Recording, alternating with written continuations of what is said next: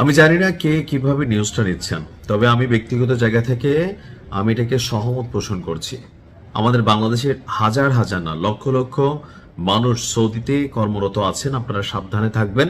তবে এই লড়াইটা ভিন্ন জায়গা থেকে আমি মনে করি মক্কা এবং মদিনা ছাড়া ইরানের দ্বারা যদি সম্ভব হয় সৌদির সবগুলা তেল ক্ষেত্রকে জয় বাংলা করে দেওয়া উচিত। কেন? এই তেল বিক্রির টাকা দিয়া সৌদি যে পয়সাটা কামায় সেই পয়সাটা দিয়ে কি করে? মার্কিন যুক্তরাষ্ট্র থেকে মেশিনারিজ কিনে, এই টাকা দিয়া পশ্চিমাদের সাথে গুড়িবাজি করে, এই টাকা দিয়া ইরানের বিরুদ্ধে অভিযান চালানোর জন্য ট্রাম্পকে তারা রাজি করিয়েছে। আর আজকে যখন ইরানের সর্বোচ্চ নেতার মৃত্যুর পর সরাসরি ইরান অ্যাকশন নিল সৌদির মেরুদণ্ড কি? তেল নির্ভর অর্থনীতি। আর এই তেলের যেটা প্রধান হাব আরামকো, এটা well established oil company, Bangladesh সহ সারা পৃথিবীর অনেক মানুষ এই কোম্পানিটাতে কাজ করেন। আর সৌদি আরামকোর সেই তেল শোধনাগারেই এবার অভিযান চালিয়েছে ইরানের সাহসী যোদ্ধারা।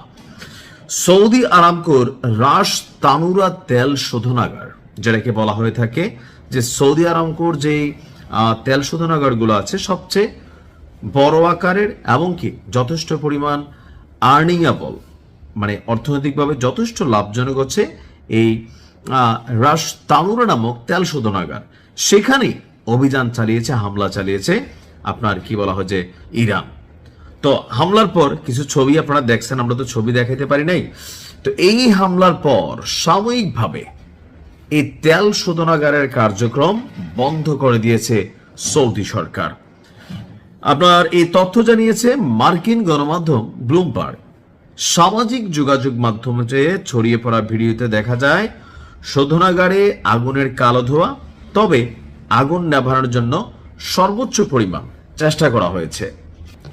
এখন আন্তর্জাতিক গণমাধ্যমগুলো বলা হচ্ছে যে সৌদির বিরুদ্ধে ইরান অ্যাকশনে নামতেই পারে।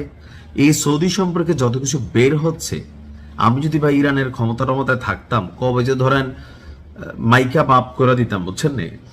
রাজতানুরা হচ্ছে বিশ্বের অন্যতম বৃহত্তর তেল শোধনাগার এবং রপ্তানিকারকদের মধ্যে একটি। হামলার পর সতর্কতা স্বরূপ শোধনাগারের সকল কার্যক্রম স্থগিত করা হয়েছে। এই তেল শোধনাগারের দৈনিক ক্ষমতা প্রায় 5,50,000 ব্যারেল, আর এটি সৌদি অপরিশোধিত তেলের জন্য খুবই গুরুত্বপূর্ণ একটা টার্মিনাল হিসাবে কাজ করে। তো এইটা নিয়ে আবার অনেক রাষ্ট্র যারা সৌদির চামচ আছে, তো এরা বলতেছে না না এটা তো ঠিক হয় নাই ভাই, এটা তো মানা যায় না। ইরান আসলে কি শুরু করছে? ওদিক দিয়ে কাতারে ফুড়াই দিচ্ছে, আরব আমিরাতকে ফাড়াই দিচ্ছে, বাহরাইনকে ডুবাই দিচ্ছে। ইরান কি শুরু করলো? আমরা এতগুলা মধ্যপ্রাচ্যের রাষ্ট্র, আমরা কি মুরগা পাইলো নাকি? হ্যাঁ, আমাদের কাদের সাথে বন্ধুত্ব আছে, খেলা হবে। ভাই, এই মুহূর্তে ইরান হচ্ছে আহত সিংহ। জানেন তো গল্পটা? একটা অনাহত সুস্থ সিংহ যতটুকু, বা একটা বাঘ সুস্থ অবস্থায় তার মধ্যে যতটুকু রাগ গোসা জিদ কাজ না করে, যদি সে ক্ষত হয়, আহত হয়, 100 গুণ পরিমাণ ক্ষিপ্র হয়ে যায়। এই মুহূর্তে ইরানের কলিজায় কি জ্বলছে? প্রতিশোধের নেশা। যেই রাষ্ট্র, যারা চামচ, যতগুলা রাষ্ট্র আছে আরবদের মধ্যে, যারাই ইরানের বিপরীতে গুটিবাজি করছে, মার্কিন যুক্তরাষ্ট্রকে সহায়তা করছে, আমার মনে হয় চুনকে একটার মধ্যে ভাই একটা এরকম বড় বড় মধ্যপ্রাচ্যের সিংহ বা বাঘ, আমি যে নামে ডাকি, ইরান একের পর এক চমক দেখাচ্ছে। যে কোনো সময় একটা বড় যুদ্ধ হবে, নিয়মিত আপডেটগুলো নিশ্চয়ই পাচ্ছেন। তো এর মাঝখানে ইরান আপনার মার্কিন যুক্তরাষ্ট্রের বড় ধরনের হামলাকে মোকাবিলা করার জন্য শুধুমাত্র যে প্রেস ব্রিফিং করেন তা না, তলে তলে বেশ কিছু কর্মকাণ্ড হাতে নিয়েছে।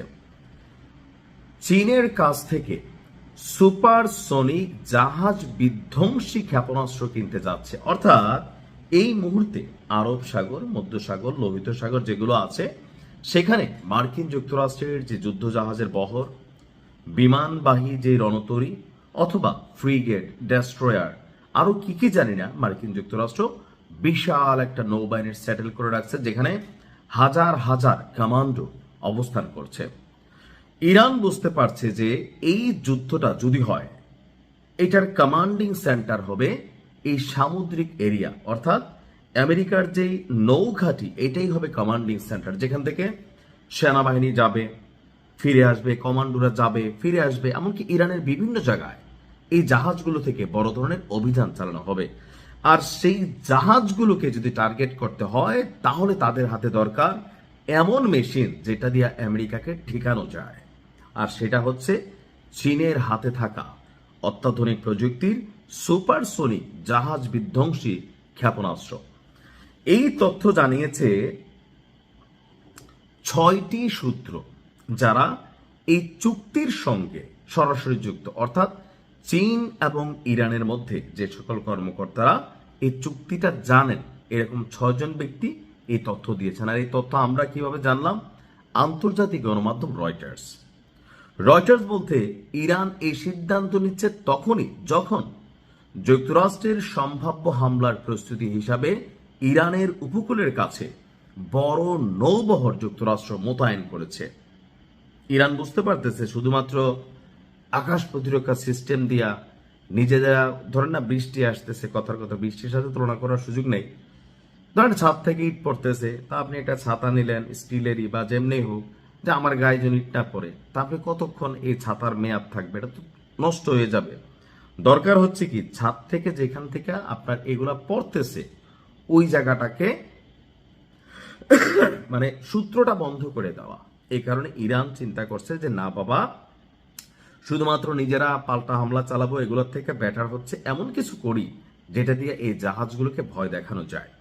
রয়টার্সের প্রতিবেদনে বলা হয়েছে চীনের তৈরি CM-302 এই ক্ষেপণাস্ত্র কেনার প্রস্তুতি কমপ্লিট হয়ে গেছে। আর সরবরাহ কবে সেটা জানানি। তো কি এটার যে লেংথ আছে সেটা প্রায় 290 কিলোমিটার, সুপারসোনিক গতিতে উড়ে খুব নিচু উচ্চতার চলা। এখন কেন?